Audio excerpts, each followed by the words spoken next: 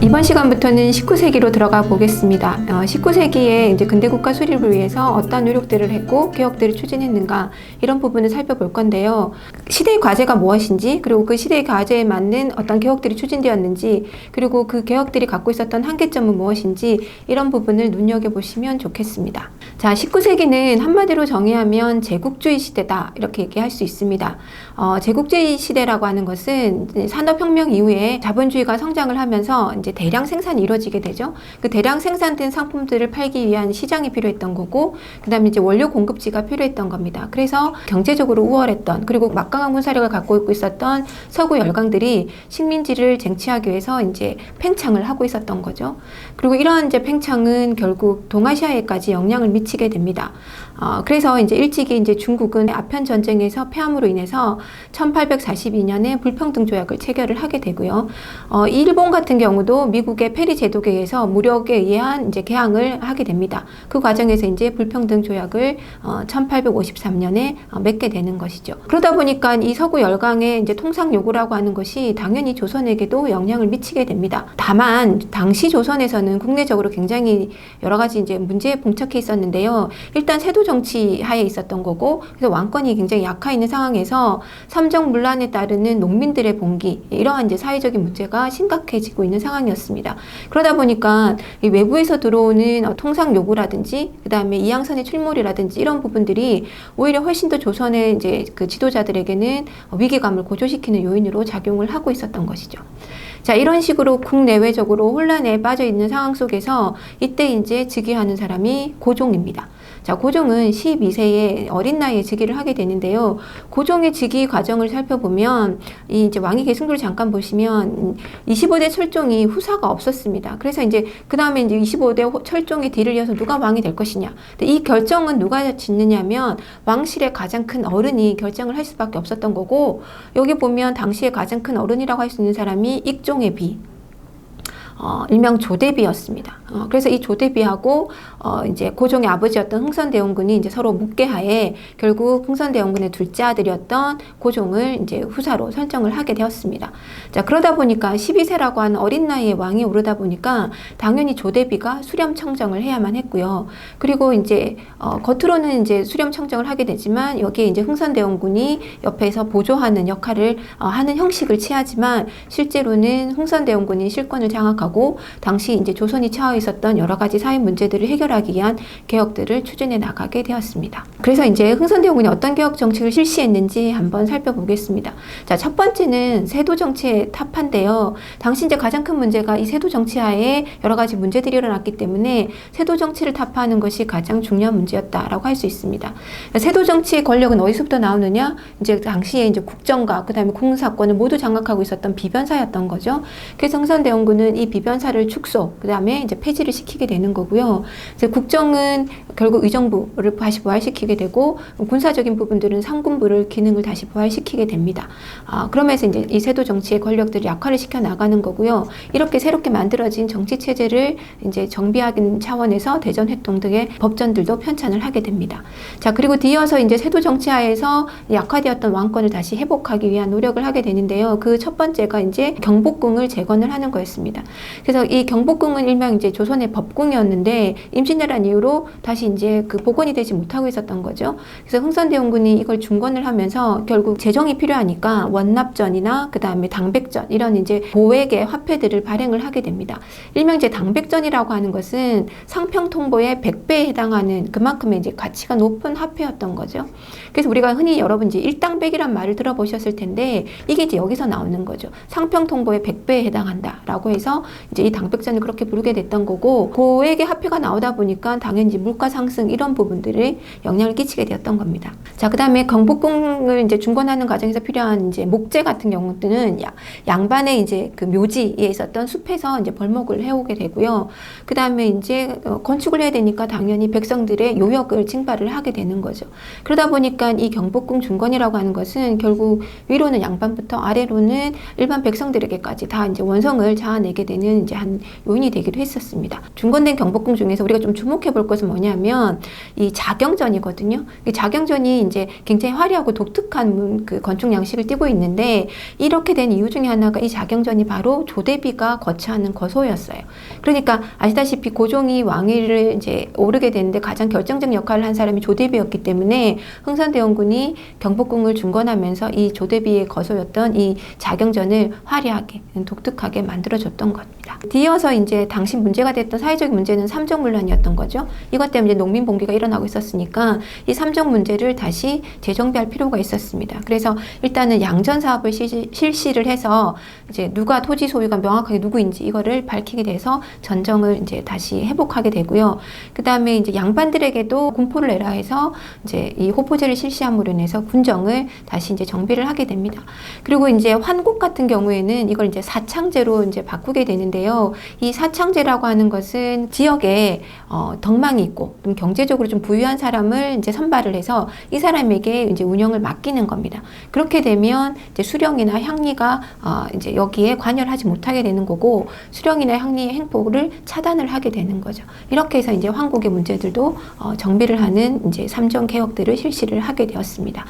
자, 그리고 이제 흥선대원 개혁 중에 주목되는 건 이 서원의 그 철폐인데요. 600개가 넘는 서원 중에 47개만 남겨놓고 모두 이제 철폐를 시킵니다. 자, 서원을 왜 이렇게 철폐를 시키냐면 서원은 지역에 있었던 그 지방 사림들의 어떤 근거지, 세력의 기반이 되었던 거고 그러다 보니까 왕권을 강화하려고 하는 왕실 입장에서는 당연히 견제를 해야 되는 거였던 거고요. 무엇보다도 이 이제 지방의 사림들이 거기 이 서원을 중심으로 해서 선현을 제사 지낸다는 명목하에서 그 마을에 있었던 백성들로부터 수탈을 많이 하고 있었습니다. 그래서 민생의 안정에 이제 여러 가지 악영향을 끼치고 있었던 측면이 있었던 거고요. 그 다음에 이제 국가 차원에서 이 서원에 대해서 사액을 내리거나 이런 특혜를 주고 있었기 때문에 세금을 내지 않았거든요. 그러니까 면세 특권이 있었던 거죠. 그래서 이런 부분들 때문에 이제 서원들을 47개만 남기고 나머지 다 철폐함으로 인해서 민생을 안정시키는 역할, 그리고 나아가서는 국가 재정을 조금 더 확충하는 그런 역할을 하게 됐습니다. 당연히 이런 서원 철폐는 양반들의 반발을 사게 됐었던 거죠. 안으로는 어쨌든 이러한 이제 양반과 백성들의 반발 속에서도 개혁을 추진을 하고 있었던 거고 이 속에서 이제 대외적으로 보면 이제 이양선 출몰을 한다든지 그 다음에 서구 열강들의 통상 요구가 이어지고 있었는데 특히 이 당시 1860년에 가면 러시아가 이제 연해주를 차지하면서 이 남하 정책을 실시하게 됩니다. 그러다 보니까 이제 조선이랑 딱 맞닥뜨려지게 되는 거고 조선의 입장에서는 이 러시아의 남하를 막아야 되는 이런 이제 위기에 봉착을 하게 되는 거죠. 이때 이제 흥선대원군은 프랑스를 통해서 러시아를 견제를 하려고 이제 계획을 세우게 됩니다. 그래서 이제 당시에 조선에 프랑스 선교사들이 많이 들어와서 활동을 하고 있었기 때문에 이 프랑스 선교사들을 통해서 프랑스 그 정부하고 이제 어떤 교섭을 하려고 추진을 하고 있었던 거죠. 근데 사실은 이게 추진이 늦어지고 잘 되지 않고 이게 실패로 끝나게 되고요. 그 과정에서 결국은 영국과 프랑스의 연합군이 북경을 이제 함락시켰다라고 하는 소식들이 전해지게 되고 그런 소식들 속에서 이제 조선 내부에서는 결국은 이제 천주교에 대한 반감이 최고조에 오르게 됩니다. 그러다 보니까 오히려 이제 이 프랑스와 수교가 물 건너가게 되면서 오히려 이 프랑스 선교사들에 대한 박해, 나아가서는 이 천주교 신자들에 대한 박해가 일어나게 된 거죠. 그게 바로 병인 박해입니다. 그래서 이제 선교사들이 많이 참형을 당하게 되는데요. 이제 이런 문제가 발생을 하니까 프랑스 차원에서는 자기네 국민이 죽었기 때문에 이 이제 병인 박해를 구실로 삼아서 결국은 군함을 보내서 강화도를 점령을 하게 됩니다. 자, 이 강화도로 쳐들어온 이제 프랑스군에 대해서 이제 한성근이 문수산성에서 그 다음에 양원수가 정족산성에서 맞서서 싸워서 다행히 이제 승리를 하게 됩니다. 그래서 이제 프랑스 군대가 물러가면서 당시 이제 강화도에 있었던 외교장각에 있었던 도서들, 그 다음에 문화재들을 이제 약탈해서 돌아가게 됐던 거죠. 이제 이 프랑스가 문화재를 약탈해 갔다라는 거, 그리고 그게 프랑스 국립도서관에 보관되어 있다라는 건 1975년에 알려지게 됐거든요. 그때부터 시작해서 이제 끊임없이 이제 반환을 요구를 했었던 거고, 그게 이제 2011년에 영구 임대라고 하는 형식으로 이제 반환이 이루어지게 되었습니다. 병인 양류 2년 후인 1868년에 이제 독일 상인이었던 오페르트가 이제 대동강에 나타나서 통상을 요구하면서 이제 약탈을 하게 됩니다. 자, 그러다 보니까 이제 당연히 조선 정부에서 부분에서는 이 통상을 거부를 하게 되는 거고요. 이 거부를 당하게 되니까 이제 오베르트가 그 약탈에서 넘어가서 이제 당시에 이제 덕원군에 있었던 흥선대원군의 아버지 남연군의 무덤을 도굴 하려고 이제 시도를 하게 됩니다. 자, 이 사건이 발생을 하게 되면서 결국은 조선 사람들이 서양인에 대해서 갖고 있었던, 그다음 서양인의 이 통상 요구에 대한 거부감이 훨씬 더 고조가 되게 되고, 특히 흥선대원군 같은 경우는 이제 오히려 이 사건을 계기로 해서 서구 열강에 대한 어떤 세국 정책을 확고하게 가지게 되는 그런 계기를 마련하게 되었습니다. 병인양요 일어나기 2년 전에 그 미국 상선 그 제너럴 셔먼호가 이제 그 출몰을 했었던 적이 있었거든요. 이때 이제 당연히 통상을 요구했던 거고, 당연히 이 통상을 이제 거부를 하게 되니까 이제 그 지역에 약탈을 하다 보니 당시에 이 평안도 그 관찰사였던 박 교수가 결국 이제 사람들을 데리고 나가서 이 제너럴 셔먼호를 침몰을 시키게 됩니다. 공격을 해서 침몰을 시키게 되는데요. 결국 이제 이 사건을 이제 빌미로 삼아서 미국이 이제 함대를 보내게 되는 거죠. 그게 이제 1871년 신미양요입니다. 자, 이 그 병인양요나 신미양요나 이 양요라고 하는 것은 양, 즉 서양인이 요 소란을 일으켰다 이런 뜻이거든요. 그래서 이번에 이제 신미양요는 미국이 이제 이렇게 함대를 보내서 이제 강화도를 점령을 하게 되는 건데요. 이때는 이제 덕지진이나 초지진이 다 함락을 하게 됩니다. 그래서 이제 광성보까지 이제 거의 함락이 직전에 되고, 이때 이제 어제연 부대가 맞서 싸우지만 결국은 이제 힘에 의해서 분패를 하게 됩니다. 이때 이제 어제연 부대가 가지고 있었던 그 깃발, 이거를 이제 미군에게 빼앗기게 되는 거고, 이 깃발은 이제 2007년에 반환이 돼서 지금은 국립고궁박물관에 소장을 하고 있습니다. 자, 어쨌든 이러한 정부 부대가 이제 그 패하는 이런 상황이 놓여 있었는데, 그럼에도 불구하고 조선군이 이제 끝까지 방어를 하게 되고 이제 그 저항을 하다 보니까 결국 미군이 물러나게 됩니다. 자, 이렇게 해서 이제 병인양요와 신민양요, 프랑스와 미군 이 두 군대의 침략을 이제 물리치고 나니까 대원군은 이제 자신감이 생긴 거죠. 그러면서 이제 전국에 척화비를 건립을 하게 됩니다. 자, 그래서 이제 이 척화비 내용을 보면 서양 오랑캐가 침략하는데 싸우지 않으면 화친이요. 화친을 주장하는 것은 즉 매국이다, 즉 나라를 팔아먹는 것이다. 이렇게 이제 글을 써놓고 이걸 이제 전국 각지에 세우게 됩니다. 그래서 철저하게 이제 서양 세력과는 싸운다, 그다음에 세국한다라고 하는 이제 그 정책을 명확하게 내세우게 되는 거죠. 흥선대원군이 척화비를 세우면서 세국 정책을 실시는 하고 있었지만 사실은 이 정책이 계속해서 이어질 수는 없는 상황이었습니다. 국내적으로도 이미 이제 그 통상을 하자라고 하는 이런 요구들이 등장을 하고 있었던 거고요. 또는 국외적으로 보면 이미 이제 청나라나 일본이 개항을 한 상황에서 서구 열강들의 이 통상 요구, 개항 요구가 끊임없이 이어지고 있었습니다. 자, 마침 이제 국내에서 이제 박규수, 오경석, 유웅기 이런 사람들을 중심으로 해서 통상 개화론들이 대두가 되게 됩니다. 이 사람들의 그 통상 개화론은 한마디로 얘기하면 부국강병, 그러니까 서구 열강들의 어떤 이런 선진문물을 수용을 해서 나라를 부국강병해서 이 열강들의 침략에 맞서자, 그렇게 하려면은 통상을 하는 것이 필요하다라고 하는 주장들을 펼치기 시작을 했던 거죠. 자, 그리고 이런 통상 개화론이 나오던 시점이 이제 고종이 즉위한 지 한 10년이 되는 쯤이었습니다. 자, 그러다 보니까 고종이 12살에 즉위해서 이제는 22살에 어연한 성년이 된 거죠. 그래서 고종은 이제 아버지 그늘에서 벗어나서 자기가 직접 통치를 하겠다라고 하는 친정체제 수립을 이제 선언을 하게 되는 거고요. 이 과정에서 이제 그 왕비였던 민씨 이 세력들이 같이 이제 동참을 하면서 흔히 말하는 아버지 흥선대원군보다는 훨씬 더 완화된, 그러니까 개화나 또는 이 세국 정책에 대해서는 완화된 입장들을 보이게 되게 됩니다. 요 시점에서 결국 이제 일본의 통상 요구가 이제 이루어지고 있었던 거고요. 당연히 일본의 통상 요구에 대해서도 처음에는 거절을 합니다. 자, 그러자 이제 1875년에 운요호가 허락을 받지 않고 강화도에 이제 출몰을 하게 되고 접근을 하니까 결국 강화수비대가 거기에 대해서 이제 포격을 가하게 되었던 거죠.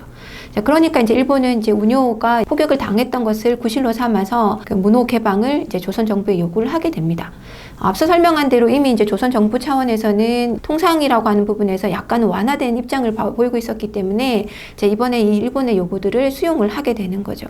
그래서 이제 드디어 1876년에 조일수호 조규, 이제 우리가 일명 강화도 조약이라고 하는 것을 이제 체결을 하게 됩니다. 이 강화도 조약이라고 하는 것은 조선이 맺었던 이제 최초의 국제 조약이라고 할 수 있는 거고, 또 나아가서는 이제 불평등 조약이다라고 할 수 있습니다. 자, 그래서 조약 내용을 잠깐 보시면은요, 첫 번째는 조선은 자주국이다.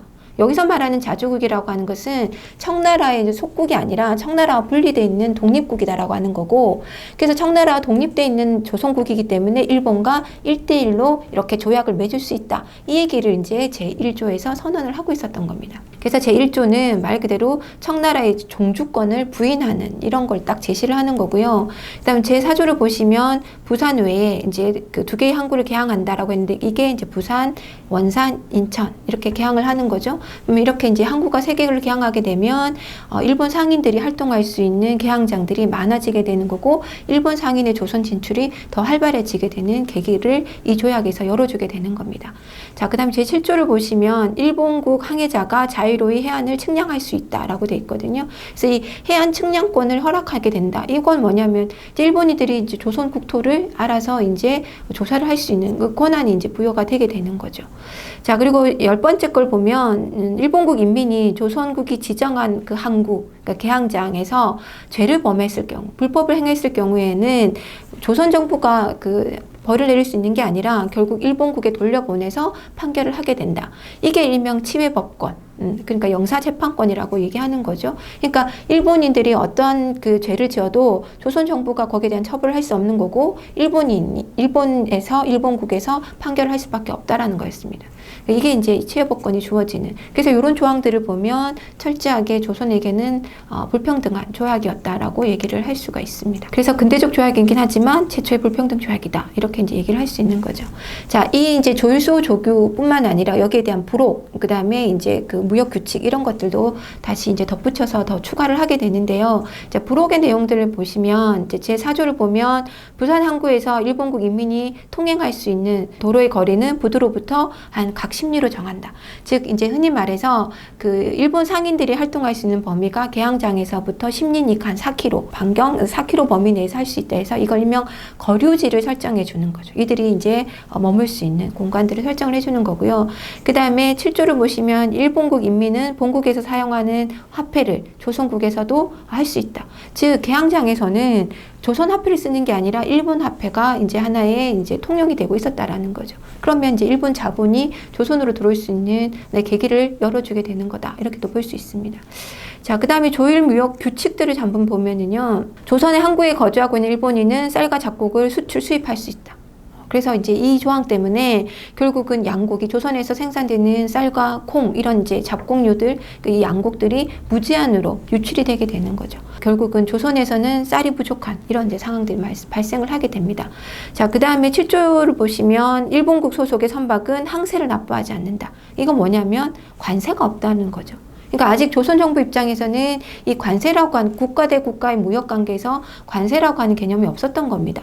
그리고 이제 일본과는 일찍이 이제 조선시대 때부터 그 교린 정책으로 해왔기 때문에 당연히 이런 이제 관세 개념이 없었던 거죠. 조약 속에서도 결국 무관세가 허용이 됨으로 인해서 이제 일본에서 만들어진 공산품이나 이런 것들이 대거 싸게 이제 조선에 들어오게 되는 역할을 하게 되는 겁니다. 자, 이렇게 일본과 이제 통상 조약을 맺게 되고 이제 문호를 열다 보니 이제 기다렸다는 듯이 그동안 이제 그 문호 개방을 위해서 문을 두드리던 서구 열강들이 조선에 이제 통상 요구를 하게 됩니다.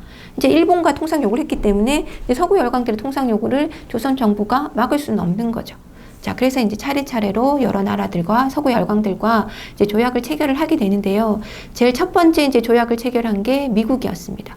자, 미국과 조약을 체결하는데 이 중간에서 이제 그 역할을 해줬던 게 청나라였거든요. 그럼 청나라는 왜 조선이 미국과 이 통상 조약을 맺는 거를 매개제 역할을 해주게 됐냐라고 하는 걸 보면, 당시에 2차 수신사로 이제 김홍집이 1880년에 일본에 가게 되는데, 그 일본에 갔을 때 이제 그 황준센이라고 하는 청나라 사람이 쓴 이게 조선 책략이라고 하는 책을 이제 얻게 되게 됩니다. 그 조선 책략이라고 하는 건 뭐냐면, 지금 조선이 이 서구 열강들의 어떤 통상 요구 속에서 어떤 이제 정책을 펴야 되느냐라고 하는 거였는데, 이 조선 책략 예경을 보면 결국 러시아 남하라고 하는 게 이제 가장 위급하다. 그러니까 연해주를 러시아가 차지하면서 결국은 그 남하 정책이 조선에게는 굉장히 위기감으로 다가왔다라고 앞서 설명을 드렸습니다. 그러니까 이 러시아 방어를 어떻게 할 것이냐라고 하는 부분에서 결국은 이 조선 책략에 조약에서 뭐라 얘기하냐면 러시아 남하를 막기 위해서는 중국, 일본, 미국과 조선이 손을 잡아야 된다. 이 얘기를 이제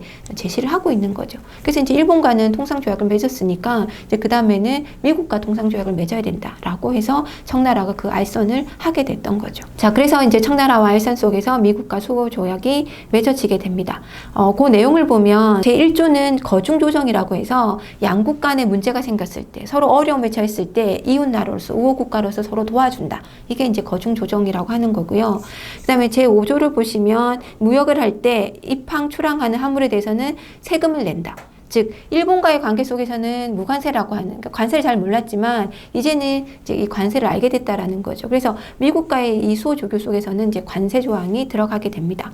자, 그리고 14조를 보시면 조약을 체결한 뒤에 통상, 무역, 그다음 상호 교류 등에 있어서 이 조약에서는 부여하지 않았던 어떤 특혜나 권한에 대해서 다른 나라랑 맺게 되면 그 특혜들을 미국에게도 다시 똑같이 소급 적용해서 부과해야 된다라고 하는 일명 최혜국 대우 조항이 들어가게 됩니다. 그러니까 지금 현재는 미국과 이 정도밖에 이제 조약을 맺지 않았지만 다른 나라 조약을 맺으면서 뭐 훨씬 더 많은 혜택을 줬다 그러면 그에 똑같은 혜택을 미국에도 줘야 된다라고 하는 그 조항을 여기에 이제 넣어놓게 되는 거죠. 이게 이제 일명 최혜국 대우입니다. 그래서 이 조미수호 통상조약에서 이제 우리가 주목해야 되는 건 최혜국 대우가 들어가 있다라고 하는 측면인 거죠. 자, 이렇게 이제 조약을 체결하고 우호관계를 맺었기 때문에 이제 서로 이제 사신을 이제 왕래를 하게 되는 거고, 그래서 이제 1882년에 이제 조약을 체결하게 되고 83년에 이제 사신단이 미국으로 가게 되죠. 그게 이제 보빙사인 거고, 이제 보빙사 파견 이 사신들의 모습들이 이 사진에서 확인을 해볼 수가 있습니다. 자, 이렇게 해서 이제 미국과 조약을 체결을 했었던 거고요. 이제 뒤이어서 이제 여러 나라들과 조약을 맺게 되는데 83년에 이제 뒤이어서 영국, 독일과 이제 조약을 체결을 하게 되고, 그 다음에 84년에는 이제 드디어 러시아와 수교를 맺게 되는데, 이 러시아와의 수교에서는 이제 청나라가 개입하지 않고 조선 책략에서 청나라는 러시아를 막기 위해서 일본, 미국과 조선이 제휴를 맺어야 된다라고 했었잖아요. 그죠? 자, 그러다 보니까 이제 러시아와 조선의 이 수교에서는 조선이 이제 독자적으로 이제 러시아와 맺었던 조약이다라고 할 수 있습니다.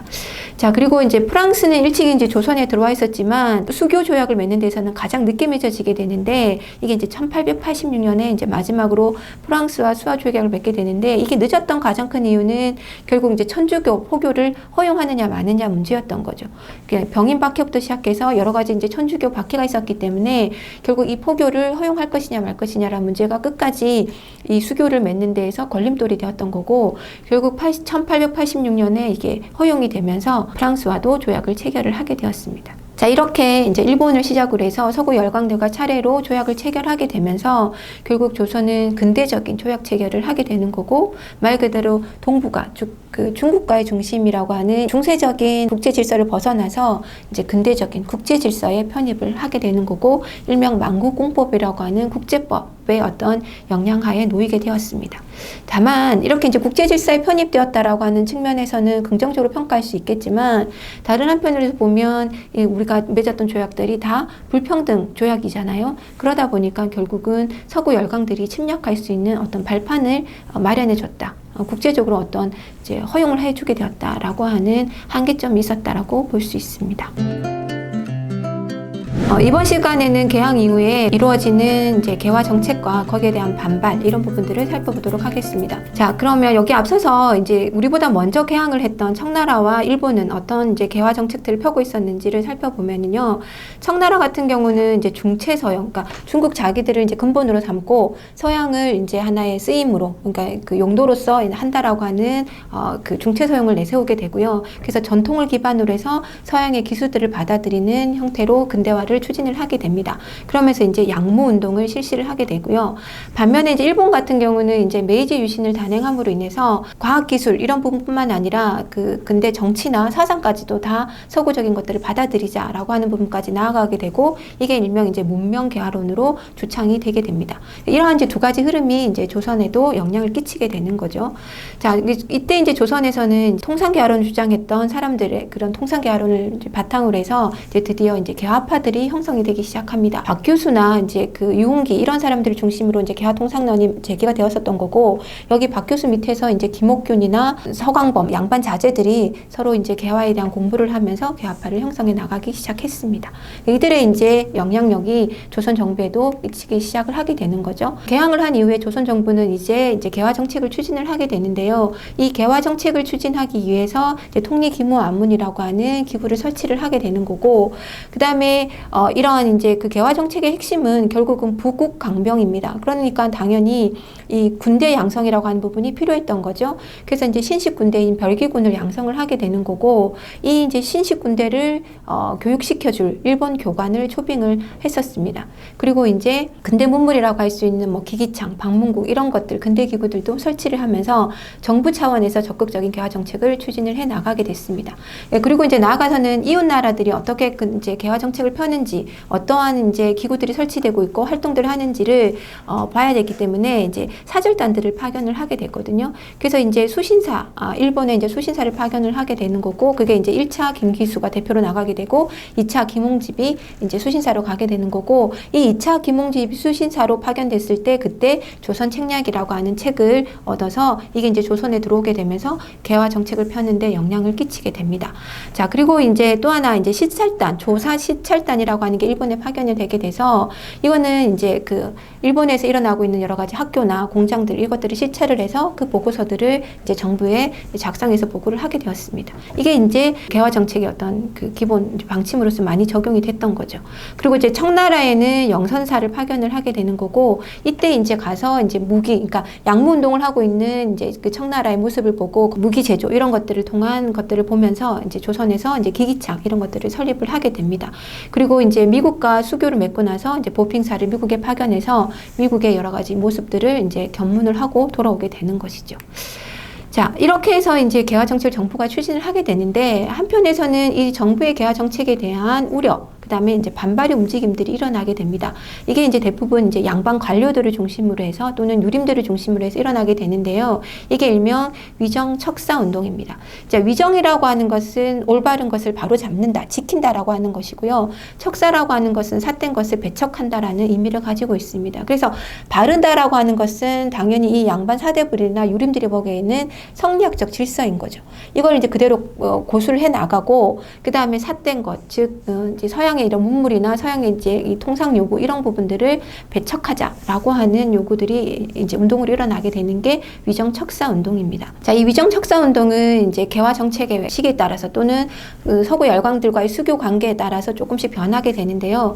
일단 1860년대 처음 이제 위정 척사 운동을 제기하는 건 이향로, 기정진이 이제 추진을 하게 되는 거고, 이때는 이제 척화를 추진하게 됩니다. 이제 화친을 하면 안 된다라는 얘기였던 거고, 그 당시 이제 흥선대원군은 철저하게 이제 척화비를 세우고 세국 정책을 실시하고 있었기 때문에 이제 흥선대원군을 지지하는 이런 입장들을 펼치게 되었던 거죠. 자, 그러다가 1870년대 들어오면 그 일본하고 우리가 이제 강화도 조약을 체결을 하게 됐잖아요. 네, 그러다 보니까 결국은 이제 이 1870년대 들어오면 최익현이 일본이나 서양이랑 다르지 않다라고 하는 외양 일체론을 주장을 하게 됩니다. 그러니까 즉 강화도 조약을 체결하면 안 된다, 이거에 대한 반대 입장을 표방을 하면서 이제 그 개항 반대 운동으로서 위정척사 운동을 전개를 해 나가게 되는 거고요.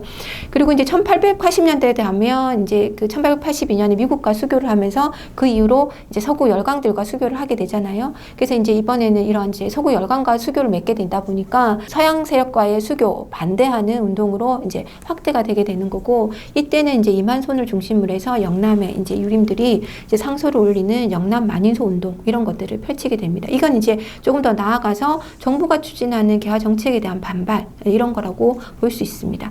자, 그리고 이제 1890년대 넘어가게 되면 나중에 뒤에서 좀 더 설명을 하겠지만 을미사변이 일어나게 되고 단발령들 이런 것들이 생겨나게 되면서 결국은 의병 운동들이 일어나게 되는 거고, 이게 이제 위정척사 운동도 의병 운동으로 이제 확대가 되는 이런 모습들을 띠게 됩니다. 그래서 이렇게 개화 정책의 변화에 따라서 위정척사 운동도 변화한다라고 하는 그 관계들을 여러분이 이해를 하시면 좋겠습니다. 자, 어쨌든 이제 정부가 개화 정책을 열심히 펴고 있었고, 특히 이제 군대, 그 신식 군대를 이제 열심히 양성을 하고 있었던 거죠. 자, 그러다 보니까 상대적으로 구식 군대에 대한 차별이 일어날 수밖에 없었습니다. 흔히 말하는 개화 정책이 펴려고 하다 보니까 신식 군대도 만들어야 되고, 근데 여러 가지 군대 기구도 설치를 해야 되잖아요. 그러려면 당연히 국가 재정이 많이 투입이 될 수밖에 없었습니다. 그러면 국가 입장에서는 세금을 더 걷어야 되는 상황이 생기는 거고, 그러니까 일반 백성들 입장에서는 세금의 부담이라고 하는 게 증가가 일어나게 됐던 거죠. 거기에다가 이제 일본과 이제 수교를 맺으면서 이제 곡식들이, 양곡들이 이제 무한히 이제 일본으로 유출이 가능하게 됐잖아요. 그러다 보니까 곡식이 부족한 상황이 생기고 생활고에 시달리게 되는 이러한 이제 평민들이, 백성들이 이제 그 생활고를 겪는 상황 속에서 여기 이제 덧붙여서 구식 군대들은 사실은 월급도 제대로 받지 못하는 이게 더 하나 더 고통이 추가되는 상황이 발생을 하게 된 거죠. 그래서 결국은 이 구식 군대가 신식 군대에 대해서는 저렇게 정부 차원에서 많이 적극적으로 후원을 하는 반면에 구식 군대에 대해서는 월급도 제대로 주지 않는, 월급이라고 받았는데 반 이상이 축정이고 이런 것들에 대한 불만이 이제 폭주를 하게 되는 거고, 그래서 결국 구식 군대에 폭동이 일어나게 됩니다. 이게 1882년 임오년에 일어났던 군란, 그래서 임오군란이라고 이제 얘기를 하게 되는 거죠. 그래서 이제 이 구식 군대가 폭동을 일으키면서 결국은 그 민씨 집안, 고관 귀족들, 그 다음에 관료들, 이런 집들을 습격하게 되는 거고요. 그 다음에 일본 공사관도 습격을 하게 됩니다. 그래서 이제 그 명상황후가 이제 이때 습격을 어떤 시도가 있었기 때문에 급하게 이제 피신을 하게 되는 거고, 그래서 이제 이 임오군란을 일으켰던 구식 군인들의 요구 조건은, 또는 그 같이 동조했던 백성들의 요구 조건은 결국은 개화 정책에 대한 반발이다 보니까 흥선대원군을 다시 이제 재집권을 요구를 하게 되는 거고, 결국 이 상황에서 이제 흥선대원군이 다시 재집권을 하게 됩니다. 그런 이제 재집권을 하는 상황이었는데, 결국 이제 그 위기감을 느꼈던 민씨 정권 입장에서는 결국 청나라에 이제 이 임오군란을 진압하기 위해서 군대를 요청을 하게 되는 거고, 이 군대 요청을 받았던 청나라가 군인들이 이제 출동을 하게 되는 거죠. 그래서 청나라가 군대가 출동하면서 임오군란을 진압을 하게 되고, 그다음에 흥선대원군을 이제 청나라로 압송하고 다시 이제 고종, 그다음에 민씨 정권이 다시 자리를 잡게 되는 이런 결과를 낳게 됩니다. 그래서 이제 임오군란은 정리가 되게 되는데요. 이 결과 결국에는 이제 청나라가 어쨌든 이 임오군란을 진압을 해줬기 때문에 청나라 입장에서는 이 조선을 도와준다는 명목하에 공문관을 파견을 하게 됩니다. 이때 이제 마진창이나 멜렌도르프들이 이제 공문관을 파견을 하게 되는 거고, 그리고 이제 이때 이제 청나라와 조선 사이에 상민 수륙 무력 장정이라고 하는 이제 조약을 체결을 하게 됩니다. 이제는 청나라 상인들이 조선의 내륙에까지 들어와가지고 교역을 할 수 있는 이런 것들을 이제 허용을 하게 되는 거죠. 자, 그리고 이제 이 임오군란 과정에서 일본 공사관이 습격을 당했잖아요. 그러다 보니까 일본 입장에서는 여기에 대한 손해배상 이런 것들을 청구를 하게 되고, 그래서 일본과도 이제 재물포 조약을 체결하면서 일본 입장에서는 자기 공사관을 지켜야 되겠다라고 하는 명분하에 일본 군대가 이 한성에 주둔할 수 있는 계기를 마련해 주게 되는 거죠. 그게 이제 재물포 조약이 됩니다. 자, 이 임오군란을 이제 이렇게 정리를 하고 난 다음에 이제 제3차 수신사가 이제 일본으로 이제 파견이 되게 되는데, 이때 이제 박용우가 이제 수신사의 대표로 파견을 하게 됩니다. 이제 이때 이제 나아가면서 수신사로 파견이 되어 가면서 조선에 대한 독립국임을 또는 자주국임을 내세울 필요가 있었다라는 거죠. 그래서 이때 이제 태극기를 만들어서 가게 됩니다. 그 태극기가 여러분이 보시는 이 거고요. 이제 그러면서 이제 하나의 조선이 자주국이다 표방을 하게 되는 거고, 그다음에 이 태극기가 이제 우리 이제 조선 정부의 국기로 나중에 이제 인정을 받게 됩니다. 자, 이렇게 해서 이제 임오군란이 일어나긴 했는데, 문제는 그렇다고 해서 개화 정책이 일어나지 않게 되느냐? 그렇지는 않죠. 개화 정책은 다시 계속 추진을 할 수밖에 없는 상황이고, 다만 일시적으로 잠깐 주춤하는 상황이 발생을 하게 되는 거죠. 그러다 보니까 개화 정책을 추진하자고 주장했던, 이제 통상 개화론을 주장하고, 그다음에 그걸 이제 이어받아서 형성되었던 개화파들 입장에서는 정부의 어떤 그 주춤하는 개화 정책에 대한 불만이 다시 생기게 되는 거죠. 그래서 이제 이 개화 정책에 놓고 결국 개화파가 온건파와 이제 그 급진파로 다시 양분을 하게 됩니다. 그래서 온건개화파 입장에는 뭐 김홍집이나 어윤중, 김윤식 이런 사람들이 결국 청나라와 같은 양무운동의 이제 모델을 세우자 해서 동도 서기론을 주장을 하게 됩니다. 그러니까 동쪽에도 우리의 이제 정신과 서양의 서양의 기가 흔한 서양의 문물 이런 것들을 받아들여서 우리 나름의 천천히 점진적으로 개화 정책을 펴자라고 하는 주장을 하게 되는 거고요. 반면에 이제 급진 개화파 입장은 개화파 형성의 주축이 되었던 김옥균이나 박용효, 그다음 서광범 이런 이제 젊은 사람들 중심으로 해서 이제 일본의 문명 개화론을 모델로 해서 이제 빨리 개화를 하자. 그다음에 모든 부분들에 대해서 이제 정치적인 거 이런 부분들까지도 다 개화 정책을 펴자라고 하는 내용을 주장을 하게 됩니다. 자, 그래서 결국은 이런 급진 개화파들 입장에서는 이모군란 이후에 그 개화 정책을 주춤하게 되는 정부에 대한 불만들이 생길 수밖에 없었던 거고, 결국 청나라의 어떤 입김이 커지는 부분에 대한 반발이 생길 수밖에 없었던 거죠. 자, 그래서 결국 청나라의 간섭, 정부의 소극적인 태도에 대한 불만을 가지고 결국은 이 젊은 급진 개화파들이 정변을 일으키게 됩니다. 그게 1884년 갑신정변인 거고요. 자, 이때 이제 1884년에 우정국, 요즘에 우체국인 거죠. 우정국 개국을 이제 하게 됐는데, 이 우정국 개국을 이제 하나의 계기로 삼아서 이 축하연을 발판으로 이제 정변을 일으키게 됩니다. 자, 그래서 이제 이 개화당을 수립을 하게 되는 거고, 그다음에 어떤 이제 개혁들을 추진해야 되는가라고 하는 자기들의 요구 조건을 담은 14개 개혁 정강을 발표를 하게 됩니다.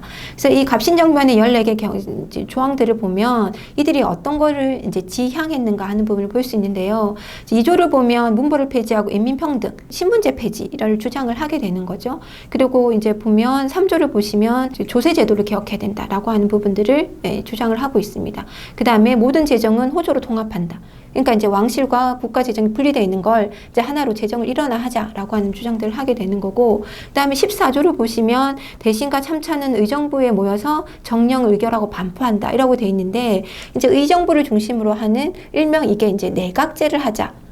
말 그대로 입헌군주제를 지향하는 모습들을 이 정강을 통해서 보여주게 되는 거죠. 자, 이렇게 해서 이제 이 젊은 급진 개화파들이 어떤 이제 근대 국가를 수립하고자 하는 부분들을 이 정강을 통해서 발표를 하게 되는데요. 문제는 이게 처음에 이제 갑신정변을 일으킬 때 당연히 이제 청나라에 대한 견제가 필요했던 거죠. 이 당시 이제 청나라가 베트남을 놓고 프랑스랑 이제 그 다투고 있었기 때문에 조선에 주둔하고 있었던 청나라 군대 일부가 그 베트남, 이제 프랑스와 싸우기 위해서 이제 철수를 하고 있었던 상황이었던 거고요. 그 다음에 그런 상황에서 이 갑신정변을 일으키었던 주도했던 급진 개화파들은 청나라의 간섭이 좀 줄어들 수 있다라고 하는 이 시점. 그러면 나아가서 이제 일본에서 병력에 이제 우리가 정변을 일으키면 도와줄 수 있느냐 이런 이제 병력의 약속도 받아놓은 상황이었던 거죠.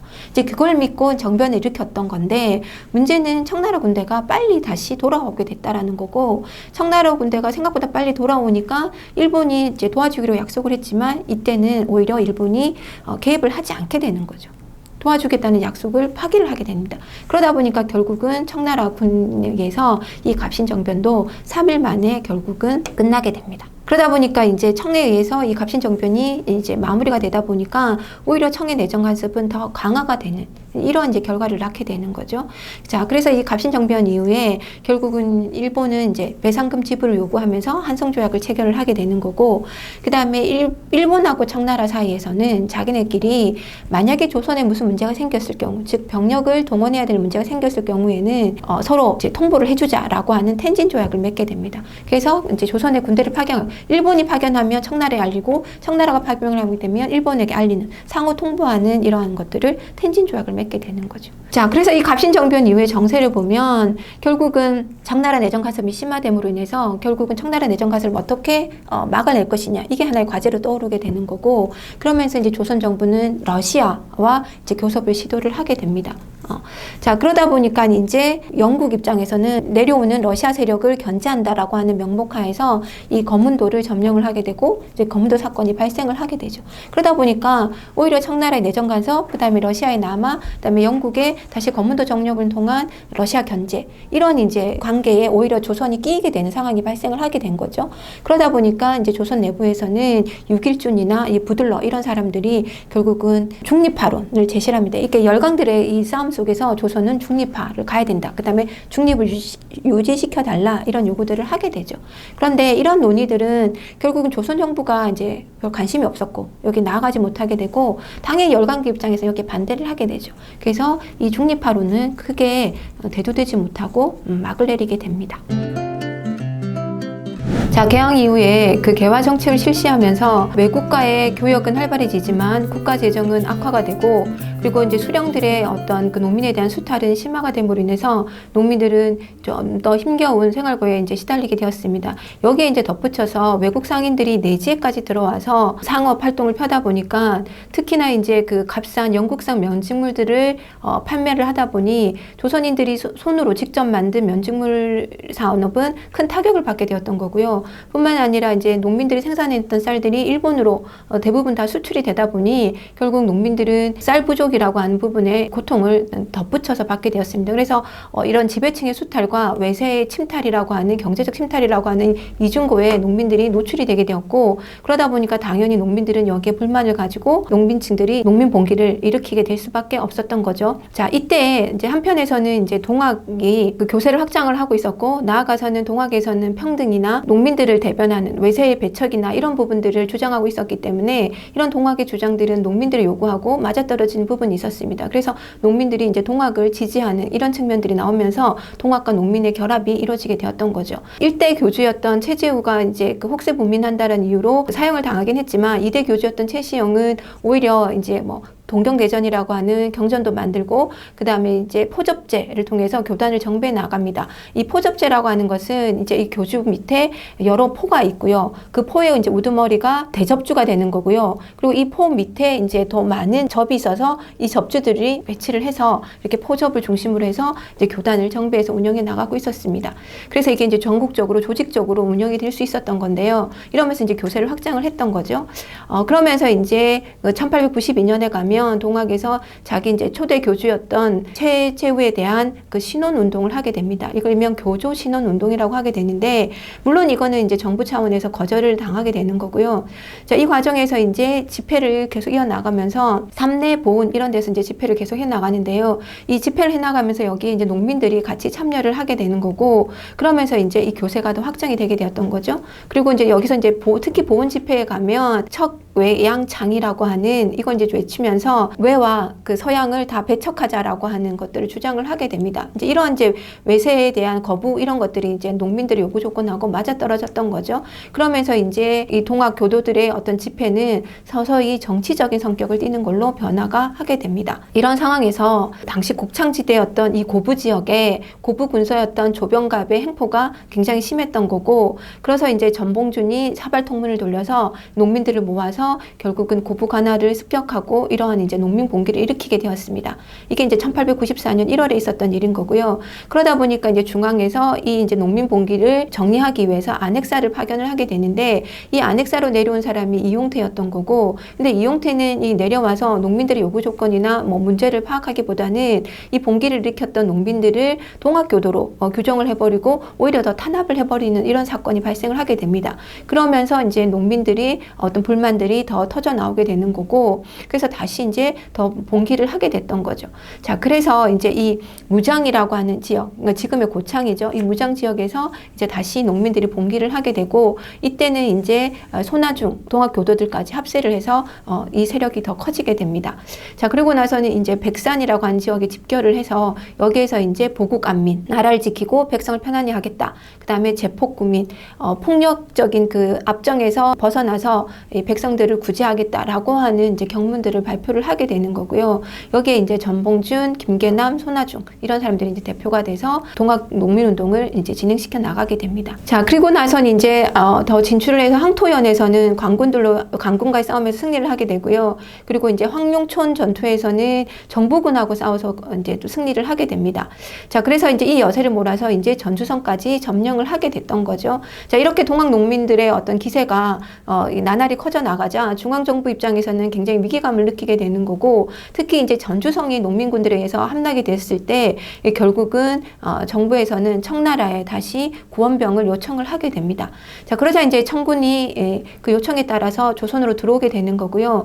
자, 청군이 조선에 들어오니 이때 이제 따라서 일본군도 들어오게 됩니다. 왜냐하면 갑신정변 때 텐진 조약을 맺어서 두 나라 중에 한 나라가 조선에 군사를 파견할 때 다른 나라에게도 알려서 같이 파병하도록 했거든요. 그래서 결국 이 텐진 조약 때문에 일본까지도 같이 이제 들어오게 되는 상황이 발생을 한 거죠. 이제 그러다 보니 결국 조선 정부 입장에서도 이건 단순히 이제 청군뿐만 아니라 일본군까지 들어오다 보니 사태가 더 심각해졌던 거고, 결국 이 청군이나 일본군을 이제 다시 돌아가게끔 하는 이제 요구들을 하게 되지만 이 두 나라 다 이제 철수할 이제 기미를 보이지 않게 되는 거죠.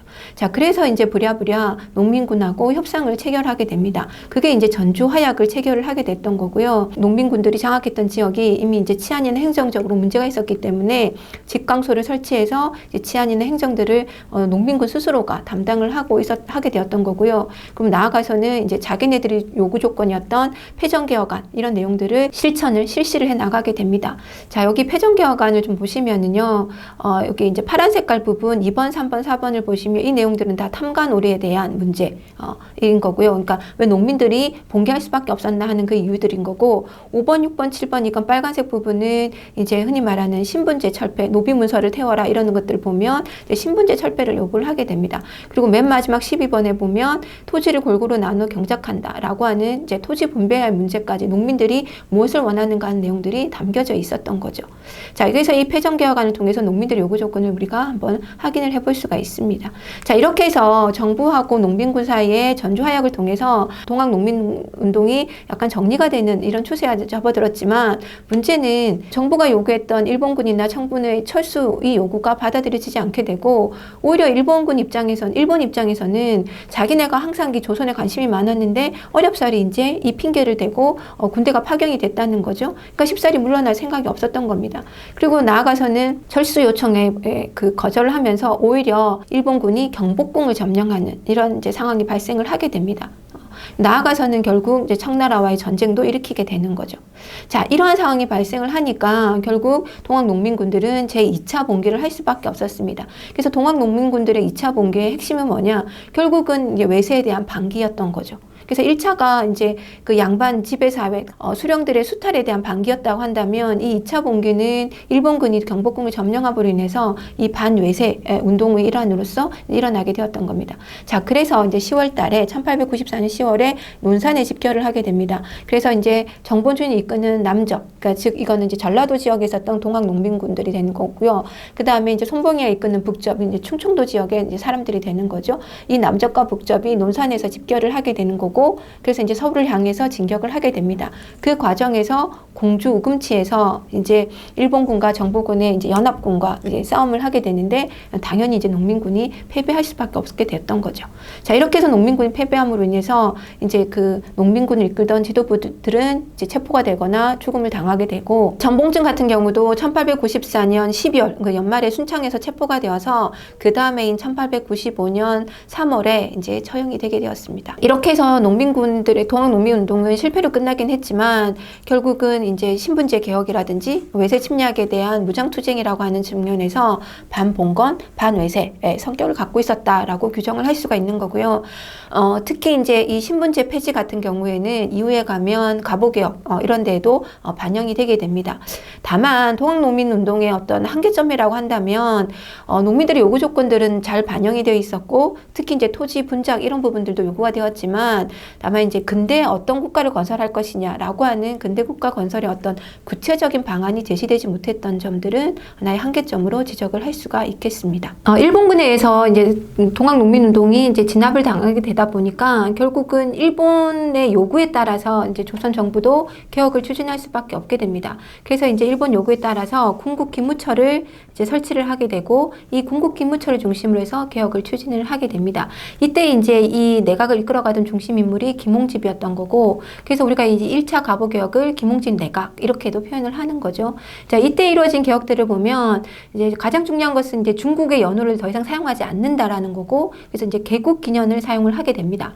이제 중국 연호를 사용하지 않는다는 건 강화도 조약에서도 얘기했지만, 일본 입장에서는 조선과 청나라와의 이 관계를 끊는 게 가장 중요했던 거죠. 그래서 청나라의 조선에 대한 영향력을 끊기 위해서는 조선이 자주 독립국이다라는 것을 내세울 필요가 있었던 거고, 그거의 한 일환이 결국 중국 연호를 사용하지 않는 것, 이렇게 되는 거죠. 그래서 이제 개국기년을 사용하는 걸로 바뀌게 되는 거고, 그 다음에 이제 국내부를 신설함으로 해서 왕실과 정부를 완전히 이제 분리를 하는 이제 정책을 펴게 됩니다. 자, 그리고 이제 이때 가부개혁 때 이제 우리가 중심으로 봐야 되는 건 뭐냐면 과거제가 폐지가 되는 거죠. 그리고 이제 새로운 이제 하나의 경찰 조직이라고 할 수 있는 경무청이 설치가 되게 되는 거고요. 그 다음에 조세를 화폐로 내는 급납화가 이루어지게 됩니다. 그리고 이제 연자제가 폐지가 되고, 그 다음에 이제 갑신정변부터 그랬고, 동학농민운동에도 그랬고, 이제 이 각각의 요구 조건이었던 이제 신분제 폐지, 즉 노비제를 폐지를 하게 됩니다. 물론 관노비 폐지는 일찍이 일어났었던 거고요. 이때 가면 이제 사노비까지 해서 모든 노비들이 이제 폐지가 됐다는 거고, 그 다음에 가부의 재가 이런 것들도 허용이 되게 됩니다. 그래서 이제 일정 부분 갑신정변에서 요구됐던 부분, 그 다음에 동학농민운동에서 제기됐던 요구 조건들이 이 가부개혁에 반영이 되었다, 이렇게 얘기를 할 수 있게 되고요. 그 다음에 이 개혁을 추진하면서 국문 또는 국한문 이제 함께 사용을 하게 됩니다. 이때 이제 국문이 정부의 어떤 그 내용들을 전달하는 그 도구로도 사용이 되기 시작했다라는 거죠. 자, 이 과정에서 일본은 청나라의 대립관계 속에서 청일전쟁이 발발을 하게 되는 거고, 이 청일전쟁에서 이제 딱 승기를 잡은 일본 입장에서는 결국은 이제 조선에 대한 내정 간섭을 더 심화하게 되는 거죠. 그래서 이제 그 개혁 정치를 추진해 갔던 군국기무처를 폐지를 하게 되고, 망명가 있던 박용효를 불러와서 김홍직과 박용효의 이제 연립내각을 만들게 됩니다. 이 과정에서 결국 일본의 요구 조건을 더 반영하는 개혁들을 추진을 하게 되는 거죠. 자, 그러면서 이제 조선이 자주 독립국이다, 청과의 관계는 완전히 끝났다라고 하는 것을 대내외에 선포를 하게 됩니다. 이게 이제 바로 홍범 14조를 반포를 하게 되는데요. 홍범 14조 내용을 보게 되면 그래서 제일 첫 번째가 청에 의존하는 관념을 끊고 자주 독립의 기초를 확립한다. 이게 이제 제일 첫 번째 조항에 나오게 되는 거죠. 그러니까 청과 조선의 관계는 이제 끝났다라고 하는 부분을 명확하게 제시를 하게 되는 거고, 그 다음에 왕실과 그 다음에 이제 국정 사무는 분리한다. 이건 이제 1차 가부개혁에도 추진했던 부분이 계속 이어지는 부분이 나오게 되는 거죠. 그 다음에 이제 보면 이제 민법과 형법을 엄격히 제정한다. 쉽게 얘기하면 근대식 법을 만들게 된다라는 거고요. 그 다음에 이제 인재 양성이라고 하는 부분에서 이제 흔히 말하는 과거제가 폐지됐으니까 새로운 인재를 양성할 수 있는, 즉 말 그대로 근대적인 인재 양성, 학교나 이런 것들이 요구가 되게 되었던 거죠. 이런 부분들을 이제 제시를 하게 됩니다. 자, 그래서 이제 의정부는 폐지가 되고 말 그대로 이제 내각제 중심으로 운영을 하게 되는 거고요. 그 다음에 앞서 말한 대로 이 홍범 14조에도 나왔지만 이제 법률을 만들므로 인해서 근대적인 재판소가 마련이 되게 되고, 그 과정에서 이제 사법부의 독립이라고 하는 부분이 이루어지게 되는 거죠. 그리고 이제 과거제가 폐지되기 때문에 결국은 근대적 교육을 해야 되죠. 그래서 교육 입국 조서를 발표를 해서 근대적인 교육 제도를 마련을 하게 됩니다. 그 제도 이제 이 정책에 맞춰서 소학교, 외국어 학교, 그 다음에 이제 뭐 사범학교, 선생님을 키워낼 수 있는 한성사범학교들이 이제 마련이 되게 됩니다. 이게 이제 2차 가부개혁 때 추진되었던 거고요. 이제 이런 측면에서 보면 이 홍범 14조라고 하는 것이 어떤 면에서 보면 개화의 어떤 방향성, 나아가서는 어떤 그 헌법적인 성격, 그러니까 국가를 내각제 중심으로 이끌어간다든지, 근대 교육을 한다든지 이런 부분들이 나왔다는 측면에서, 그다음에 신분제가 폐지됐다는 측면에서 헌법적인 성격을 띠고 있는 부분도 있습니다. 그러나 결국은 이런 것들이 결국은 일본의 내정 간섭을 더 심화시키는 역할을 했던 거고, 그런 이제 수단으로 활용될 부분들이 컸다라고. 그래서 일본의 조선에 대한 어떤 간섭, 그 다음에 영향력 이런 부분을 더 키우는 역할을 했다, 이렇게 평가를 할 수가 있겠습니다. 자, 결국 청일전쟁에서 일본은 승리를 합니다. 그죠? 그래서 이제, 이 청일전쟁에 승리하면서 일본인과 청나라 사이에 시모노세키 조약이 체결을 하게 되고, 그러면서 이제 일본은 청나라로부터 랴오동 반도하고 타이완을 이제 할양을 받게 됩니다. 그 지역을 이제 지배권을 받게 되는 거죠. 자, 그러니까 당연히 주변에 있던 나라들이 여기에 대한 견제가 들어오게 됩니다. 그래서 러시아가 프랑스나 독일 등을 이제 끌어들여가지고 이 3국이 여기에 대해서 문제 제기를 하는 거죠. 일명 3국 간섭이 일어나게 됩니다. 그러다 보니까 결국은 일본이 그 랴동을 다시 반환을 하게 되는 거고요. 이런 상황에서 이제 삼국 간섭에 의해서 일본에 대한 견제가 들어오다 보니까 조선 정부 또한 그러면 일본을 견제하기 위해서 러시아를 끌어들 필요가 있겠다라는 생각을 하게 되고, 그래서 조선 정부는 친러 정책을 펴게 됩니다. 그동안 가부개혁을 이끌어왔던 박용호가 이제 실각을 하게 되는 거고, 이제 친러 정책 중심으로 가게 되는 거죠.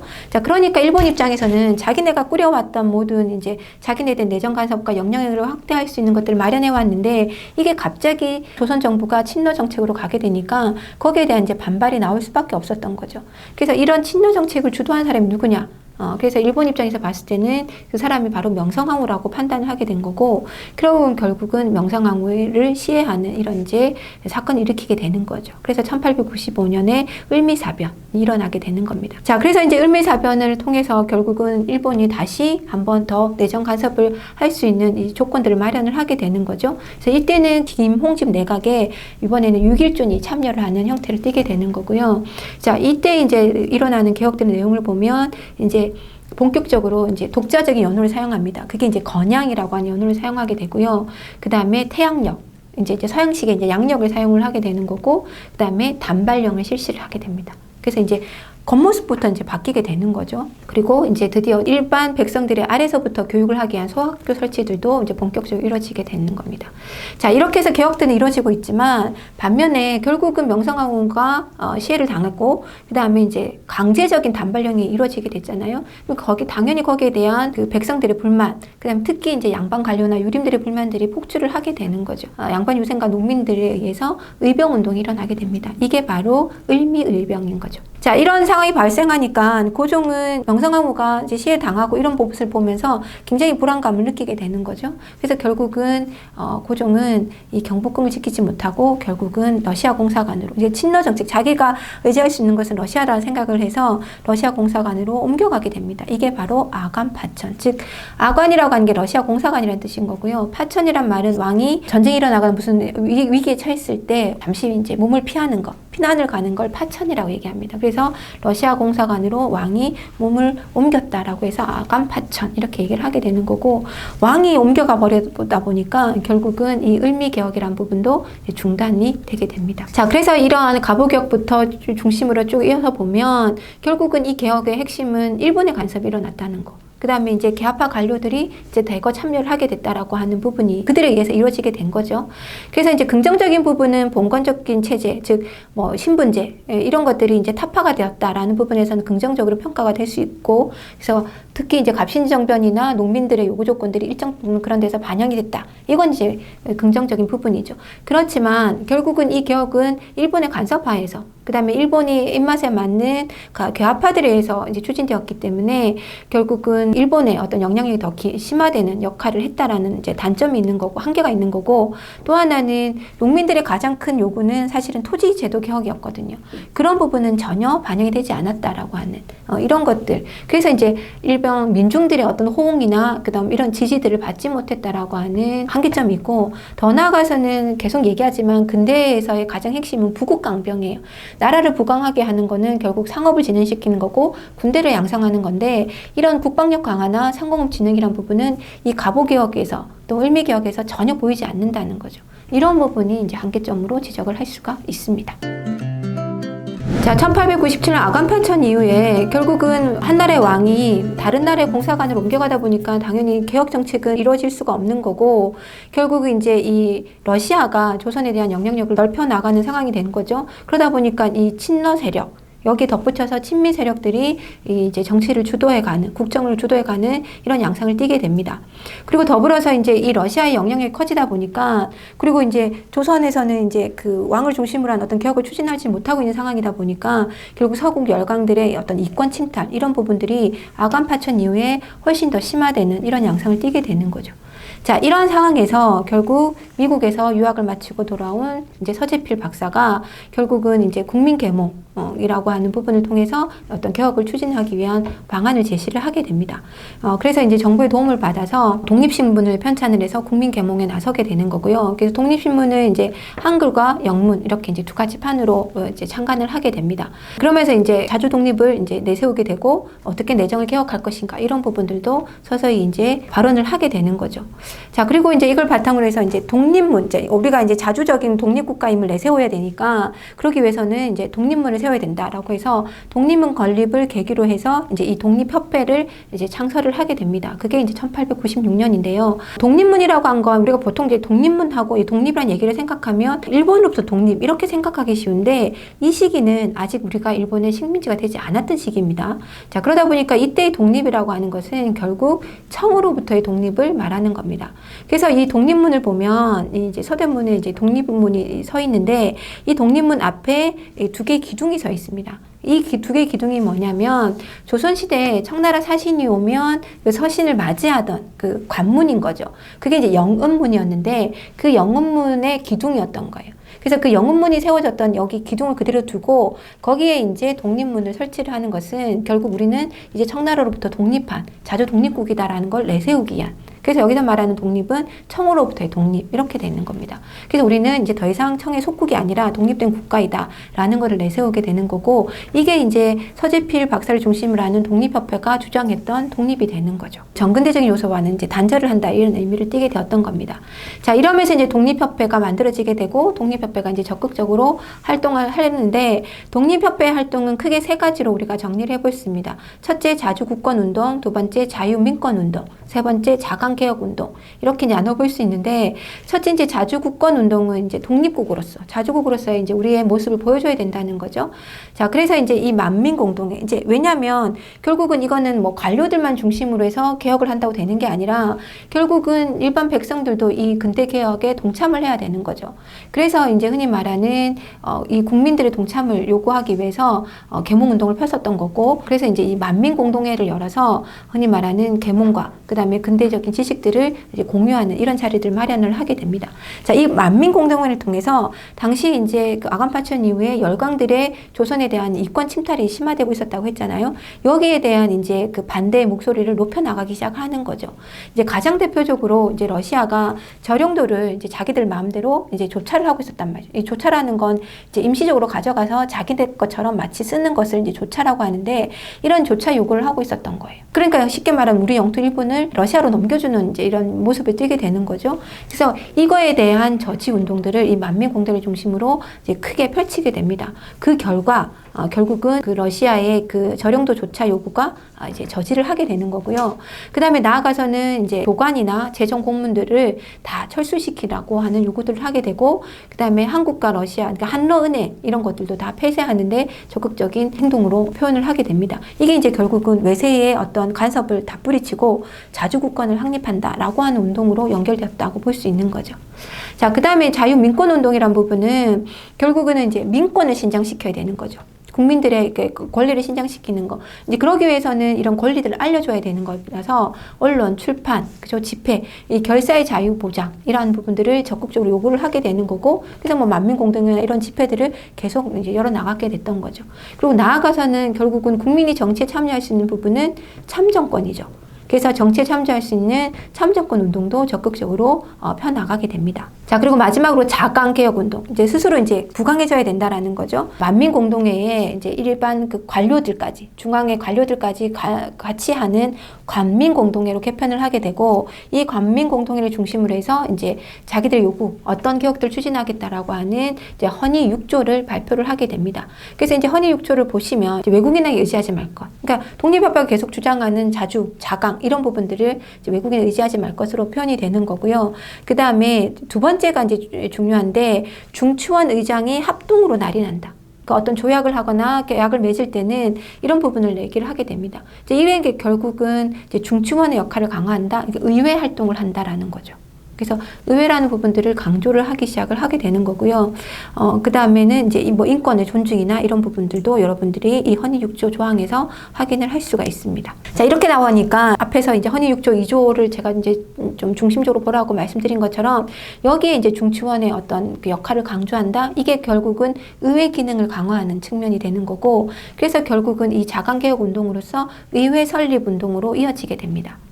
그래서 의회 설립 운동을 나아가는데, 문제는 이런 이제 의회 설립 운동을 결국은 기존에 있었던 이 관료들은 잘못 오인을 하게 되는 거죠. 특히 이제 보수 관료들 입장에서는 이 의회, 그러니까 중추원 중심으로 하는 의회 권력이 넘어간다라는 걸 용납을 하실 수가 없었던 거죠. 그래서 이제 독립협회가 결국은 공화정 수립으로 나가려고 한다라고 하는 주장을 펴게 됩니다. 사실은 이제 의회를 중심으로 해서 독립협회는 당시에 이제 고종과 굉장한 긴밀한 관계 속에서 정부의 지원을 받으면서 이런 운동을 펼쳐나가고 있었기 때문에 당연히 입헌군주제를 지향하고 있었거든요. 근데 이제 이거를 보수 관료들 입장에서는 의회 설립 운동을 결국은 공화정 수립이다라고 이제 주장을 펼치게 되는 거고, 어쨌든 독립협회 운동이 이제 활발하게 뜨게 되고 뭐 민권 운동 이런 것들을 하면서 백성들에게도 인기가 있게 되고 이러다 보니까 고종 입장에서도 이 독립협회가 너무 커지는 것에 대한 견제가 필요하다는 생각을 하고 있었던 거죠. 그럴 때 마침 이 보수 관료들에서 독립협회가 공화정을 실시하려고 한다 보다. 공화정이라고 하는 것은 왕이 사라져야 되는 거잖아요. 이제 이런 얘기들이 들려오니까 결국 고종 입장에서는 이 독립협회 해산을 명령을 하게 됩니다. 자, 그래서 이제 이 보부상 중심으로 만들어져 있는 황국협회를 통해서 이 만민공동회를 공격하도록 하고, 그 다음에 이제 결국은 군대를 동원해서 이 독립협회 만민공동회를 해산을 시키게 됩니다.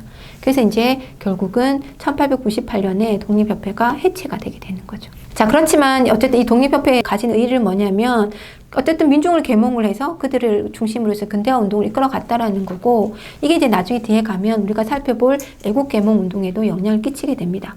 자, 그 다음에 입헌군주제를 지향했잖아요. 의회 설립과 더불어서. 이게 그냥 결국은 어떤 국민국가를 만들 것이냐, 국민국가의 어떤 모델을 제시했다라는 데 의의가 있고요. 다만 한 가지 한계점이라고 지적할 수 있는 거는, 러시아가 굉장히 큰 역할을 하고 있었기 때문에 러시아 견제에는 적극적으로 나섰지만 나머지 서구 열강이라고 해서 미국이나 영국이나 일본에 대해서는 오히려 그렇게 적극적으로 배격하지 않았다는 거죠. 오히려 더 우호적으로 나갔다는 거죠. 우리나라 입장에서 보면 러시아나 미국이나 일본이나 영국이나 다 외세고, 이들이 이제 이권을 다 침탈하려고 하는 사람들이었는데, 그럼에도 불구하고 러시아에게만 오히려 이제 적극적으로 배격을 하고 나머지 나라에 우호적이었다는 부분들은 독립협회 활동의 어떤 한계점이라고 얘기할 수 있습니다. 자, 이렇게 독립협회가 해체되다 보니까 원래 고종과 독립협회가 이제 서로 힘을 합쳐서 개혁을 추진하고 있었는데, 결국 독립협회가 해체가 되고 나니까 이제 개혁을 추진할 세력이 사라지게 된 거죠. 결국 개혁 추진할 세력은 고종만 남게 되는 거죠. 자, 거기다가 이제 고종이 결국 러시아 공사관에 있다라는 건 여러 가지로 문제가 되잖아요. 그러다 보니까 결국은 다시 궁으로 돌아오십시오라고 하는 한국 여론이 형성이 되게 되는 거고, 일본을 견제하기 위해서 친러 정책을 폈는데, 그러는 사이 아간 파천 이후에 이제 러시아 세력이 커지면서 러시아의 영향력이 커지다 보니까 이제 조선 내에서 일본과 러시아 간의 어떤 세력 균형이라는 부분도 일정 정도 이루어졌다라는 거죠. 그러니까 이제 황국의 여론도 있겠다, 세력 균형도 맞춰졌겠다. 결국은 고종이 이제 황궁을 결정을 하게 됩니다.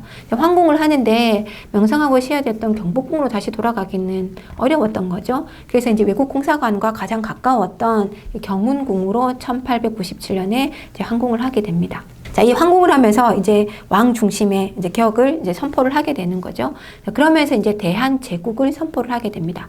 이제 말 그대로 이제 더 이상 제후국이 아니라 우리도 독립된 황제국이다라고 하는 것을 선포를 하게 되는 거죠. 그래서 환구단에서 즉위식을 거행을 하게 됩니다. 자, 왜 환구단에서 즉위식을 하게 되냐면, 흔히 말해서 조선이 이제 그동안 제후국이었잖아요. 청나라에 비하면 제후국이었는데, 제후가 제사 지낼 수 있는 권한은 땅의 신, 즉 흔히 말하는 사직단 제사였습니다. 그러니까 하늘에 대한 제사는 황제만 지낼 수 있었다는 거죠. 그래서 왜 전통적으로 하늘은 둥글고 땅은 네모나다라고 하는 천원지방이라고 하는 사상을 갖고 있었잖아요. 그러니까 하늘에 제사 지내는 제단은 동그랗게 만들고, 그래서 이걸 환구단 또는 원구단이라고 얘기를 하는 거고, 그 다음에 땅에 대한 토지신이나 곡식신한테 제사 지내는 건 네모나게 만드는 거죠. 땅은 네모나다는 인식을 갖고 있었으니까. 그래서 여러분이 이제 사직당 같은 데 보면 네모나게 단이 만들어져 있는 거죠. 이제 이번에 이제 고종이 내가 이제 황제다라고 선포를 하는 거니까 결국은 하늘에 대한 제사를 지내게 되는 거고, 그래서 즉위식을 이제 환구단에서 이제 거행을 하게 될 겁니다. 그래서 이제 환구단을 만들고 거기서 즉위식을 거행하면서 이제 새로운 연호를 선포를 하는 거죠. 연호라고 하는 것은 이제 이 황제가 새로운 시대를 다스린다라고 하는 선포와 마찬가지이기 때문에 이제 광무라고 하는 새로운 연호를 이제 선포를 하게 됩니다. 자, 그러면서 이제 새로운 황제 체제가 됐잖아요. 그러면 거기에 맞는 대한국 국제를 정비하고 이거를 이제 선포를 하게 됩니다. 1898년에 되면 대한국 국제를 선포를 하는데, 거기 조항들을 보시면 일단은 대한국은, 그죠? 이제 황제국이다. 그래서 독립된 제국이다. 말 그대로 황제국이다라는 선포를 하게 되는 거고요. 자, 그 다음에 두 번째 조항에 보면 만세불변토록 전제정치, 이제 황제 중심의 정치를 한다라고 하는 거를 선포를 하게 되는 거고, 그 다음에 세 번째 가면 이제 황제로서 그죠, 무한한 권한을 가지게 된다라고 하는 것도 선포를 하게 됩니다. 그래서 마지막 5조에 보면 이제 흔히 말하는 육해군 통수권, 군사권도 황제가 다 가지게 된다라고 하는 얘기를 강조를 하게 되죠. 그래서 이 1898년에 제시되는 대한국제라고 하는 부분은 이 대한제국이라고 하는 황제국은 전제군주국이다라고 하는, 그러니까 권한이 황제에게 집중되어 있는 전제군주국이라는 거, 그 다음에 그 황제는 무한한 권력을 가진다라는 것을 이제 강조를 하게 됩니다. 그러니까 말 그대로 황제, 내가 나서서 내 중심으로 개혁을 추진하겠다라고 선포를 하게 되는 거죠. 그래서 이때 이루어지는 개혁을 우리가 일명 그 당시 연호였던 광무란 이름을 따서 광무개혁 이렇게 얘기를 하게 됩니다. 광무개혁의 이제 기본 방향은요, 일명 구본신참, 옛것을 이제 바탕으로 삼아서 새로운 것을 참조한다라고 하는, 그러니까 기본적으로 이제 그 개항 이후에 조선 정부는, 특히 고종은 끊임없이 점진적인 개화 정책을 추진해 왔습니다. 그거의 연장선상이라고 보시면 됩니다. 그러니까 근본은 옛것을 따르되 새로운 것을 참조한다라고 하는 이런 점진적인 개혁 방향을 이제 설정을 하게 되는 거고요. 자, 그래서 내용을 살펴보면 첫째는 이제 황제라고 하는 걸 새로운 제시를 한 거잖아요. 그럼 당연히 황제권을 강화시켜 나가야 되는 거죠. 그래서 국내부를 확대시켜 나가는 거고, 나아가서는 이제 그 황제권과 더불어서 황제가 갖고 있는 군사권, 그죠? 부국 강병이니까 이 군사권의 강한 모습을 보여줘야 되는 거예요. 그래서 원수부라는 걸 설치를 해서 이 군사권도 황제가 가진다라고 하는 것들을 보여주게 되는 거고, 그 다음에 또 하나 이제 우리가 광무개혁에서 주목해야 되는 건, 기존의 개화 정책들이 대부분 정치적인 개혁이었다고 한다면 이 광무개혁은 이제 경제적인 개혁이 좀 많이 부각이 된다라고 하는 부분들을 여러분이 좀 특징적으로 보시면 좋을 것 같습니다. 자, 그래서 경제적인 개혁들이 많이 추진되는데, 첫째는 양전 사업을 하게 됩니다. 토지 조사를 한다는 거죠. 그래서 이제 소유권자를 인정해주게 되고, 소유권자를 기반으로 해서 이제 세금 제도도 다시 재판을 할 수 있게 되는 거죠. 그래서 근대적인 소유권 인정을, 물론 일부 지역이긴 하지만 소유권을 인정해주는 지계를 발급을 하게 됩니다. 그 다음에 부국 강병을 해야 되니까 부국할 수 있는 방법은 상공물 진흥시키는 거죠. 그래서 이제 적극적으로 정부가 나서서 상공물 진흥시키기 위해서 회사, 공장 이런 것들을 설립을 하게 되는 거고요. 그 다음에 이제 새로운 지식들을 배워와야 되니까 적극적으로 유학생 파견도 이제 이루어지게 됩니다. 새로운 이제 근대 문물을 받아들여내고 그 근대 문물을 활용을 해야 되기 때문에 실업학교, 그 다음에 기술교육 이런 기관들을 확충을 하게 되는 거죠. 그래서 기본적으로 보면 경제적인 어떤 부흥을 하겠다, 부국강병을 하겠다라고 하는 게 이 광무개혁의 이제 핵심이었다라고도 얘기할 수 있습니다. 그래서 나아가서 서양 기술들을 적극적으로 받아들이게 되는 거죠. 자, 이렇게 이제 광무개혁을 추진을 하게 되는데요. 가장 큰 의의라고 하는 것은 어쨌든 고종이 직접 나서서 이제 자주적인 개혁을 이제, 그러니까 외세의 어떤 영향력이 아니라 뭐 우리 스스로가 하고 있었다라고 하는 부분에 의미가 있는 거고요. 근데 단간 한 가지는 고종이 직접 나서서 고종 중심의 개혁들, 황제 중심의 개혁을 추진하다 보니까 상대적으로 거기다가 이제 독립협회와는 이제 아예 단절을 하게 됐잖아요. 그러다 보니까 이 민권 개혁에는 소홀한 측면이 없잖아 있을 수밖에 없었던 거고, 그 다음에 부국강병을 슬로건을 내세우긴 하지만 그 국방이라고 하는 것은 왕실, 그러니까 말 그대로 황실을 보호하는 측면에 집중이 되게 되는 거고, 그 다음에 이제 치안 유지 이런 부분에 집중이 된 거죠. 사실은 이제 부국강병을 하려면 상공진흥과 더불어서 국가 전체를 강력하게, 그러니까 외국의 침략을 막을 수 있는 그만큼의 이제 국방력을 키워야 되는데 그런 부분에는 미흡했다. 이런 부분이 광무개혁의 한계라고 말씀드릴 수 있겠습니다.